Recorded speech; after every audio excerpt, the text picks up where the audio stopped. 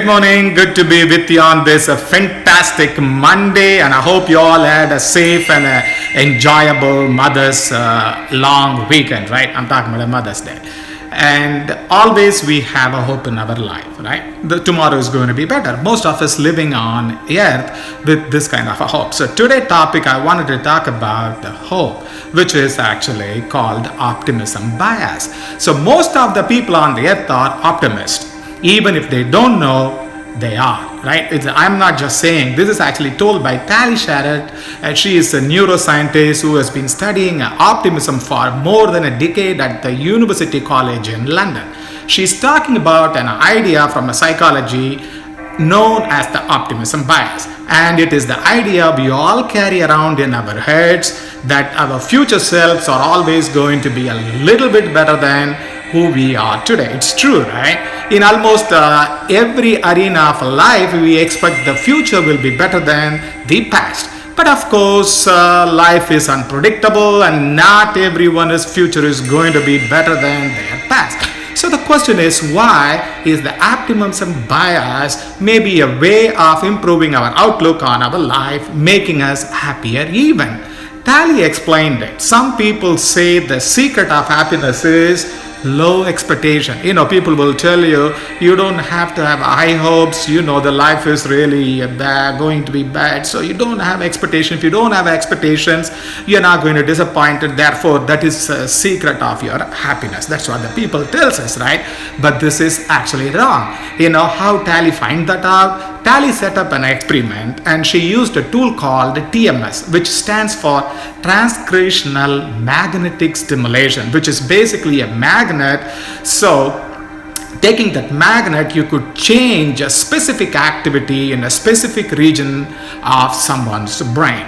And the specific region of the brain Tali wanted to target is called the left interior frontal gyrus, which is roughly located behind your left temple. It is a place in your brain that plays a role of deciding whether the news is a good or a bad. And Tali thought it might be where the optimism bias lives. So she took some volunteers, she fired up the big magnet and held it over the part of their brains, asked the questions, and these are the kind of questions people might answer optimistically in an ordinary survey. But in this instance, after the magnet was turned on, their answers were different. Yes, actually what she did was that Tali made them more pessimistic. And so the Tali says being a positive is not always a good thing when we are thinking about our future. When we need to be realistic about a risk, about the possibility that, something bad might happen down the road. But the flip side is that optimism makes risk possible.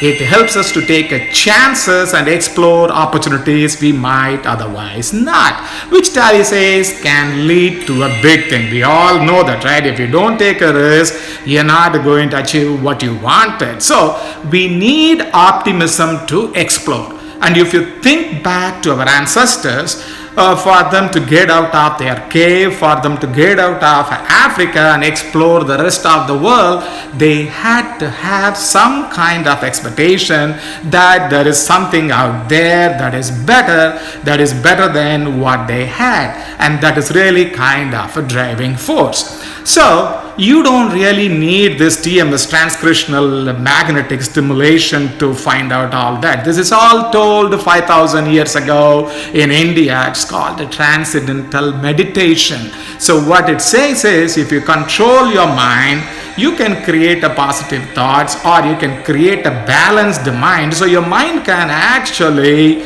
think positive and negative and put them together and see what is the risk in your life you're going to take. If you take this risk, probably you will achieve. So that kind of a force actually comes with the controlled mind. So my simple analogy of this entire thing, I can put it this way: the less you control the mind, the more it controls you. So with that, I'll say everybody have a great day. See you all.